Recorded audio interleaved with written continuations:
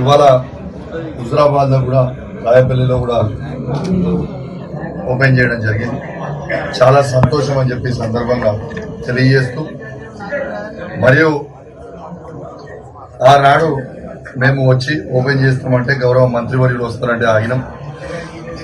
ఇవాళ మంత్రివర్యులు కూడా వచ్చుంటే బాగుండేది, కానీ దురదృష్టవశాత్తు ఇక్కడ రాలే.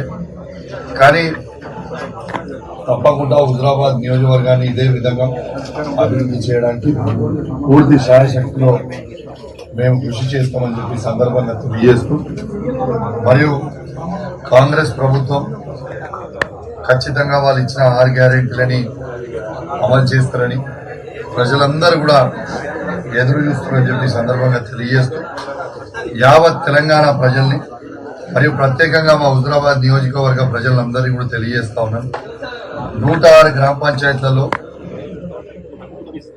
60 వార్డులలో 5 మండలాలు 2 మున్సిపాలిటీలలో ప్రజలందరూ కూడా చెప్తున్నా, మరియు తెలంగాణ ప్రజలందరూ కూడా చెప్తా ఉన్నారు. ఇవాళ ఈ కాంగ్రెస్ ప్రభుత్వం కరెంటు బిల్ కట్టకుండాని గౌరవ ముఖ్యమంత్రి రేవంత్ రెడ్డి గారు, మంత్రి కోమటిరెడ్డి వెంకటరెడ్డి గారు చెప్పడం జరిగింది.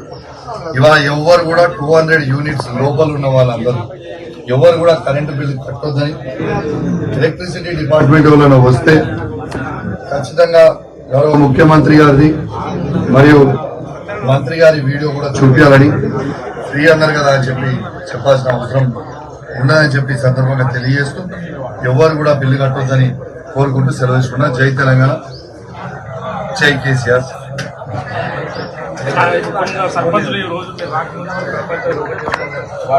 అది వాళ్ళ విజ్ఞతకి